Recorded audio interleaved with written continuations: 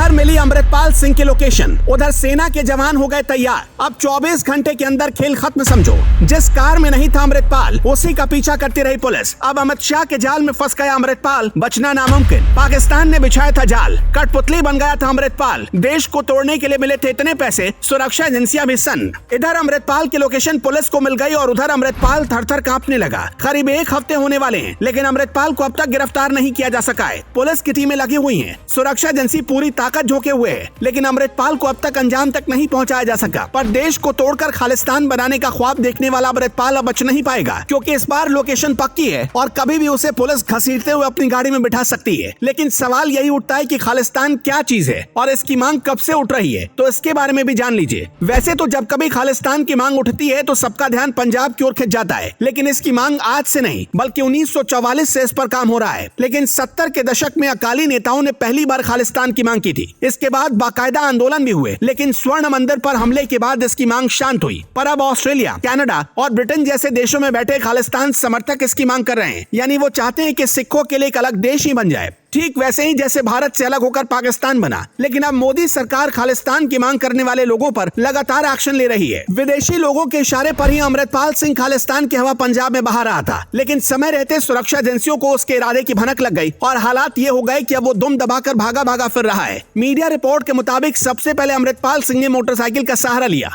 बाद में public transport के जरिए पुलिस को गच्चा देकर भाग गया। पता है तो यहाँ तक जा रहा है कि पुलिस जिस गाड़ी का पीछा कर रही थी उसमें अमृतपाल था ही नहीं, वो कहीं बीच में ही उतर चुका था और वहां से उतरकर एक गुरुद्वारे में छिप चुका था। यही वजह रही कि जब पुलिस ने अमृतपाल की गाड़ी को खंगाला तो पुलिस के हाथ खाली के खाली रह गए। अमृतपाल को अब तक पकड़ने के लिए पुलिस ने पूरी ताकत झोंक दी है, लेकिन ऐसा लग रहा है मानो उसे जमीन निगल गई हो या फिर आसमान खा गया हो। अमृतपाल सिंह का अब तक पुलिस को सुराग नहीं मिल पाया है। हालांकि बताया जा रहा है कि वो हरियाणा में छिपा हुआ हो सकता है। पर अमृतपाल भले ही फरार चल रहा हो, लेकिन उसके साथियों पर पुलिस का ताबड़तोड़ एक्शन जारी है। अमृतपाल के करीबी लोगों को पुलिस लगातार हिरासत में लेकर उनसे पूछताछ कर रही है। इसी बीच पुलिस ने उसके बहुत करीबी साथी को गिरफ्तार किया है, जो अमृतपाल के कई राज खोल सकता है, क्योंकि अब तक की जांच में अमृतपाल के पाकिस्तान से भी कनेक्शन सामने आए। इसलिए नेपाल और पाकिस्तान बॉर्डर पर सेना के जवानों को पूरी तरह से अलर्ट कर दिया गया है, क्योंकि इसमें कोई दो राय नहीं है कि अमृतपाल जिस तरह से देश में फंस चुका है, वो अपना वेश बदलकर यहाँ से अपने आकाओं के पास भागने की पूरी कोशिश करेगा। और अगर एक बार अमृतपाल देश छोड़कर भागने में कामयाब हो जाता है तो उसका कोई कुछ नहीं कर पाएगा। इसलिए इस बार अमित शाह ने बहुत बड़ा जाल बिछाया है। पहले उसे भगोड़ा घोषित किया जा चुका है और उस पर देशद्रोह का कानून भी लग चुका है, यानी अमृतपाल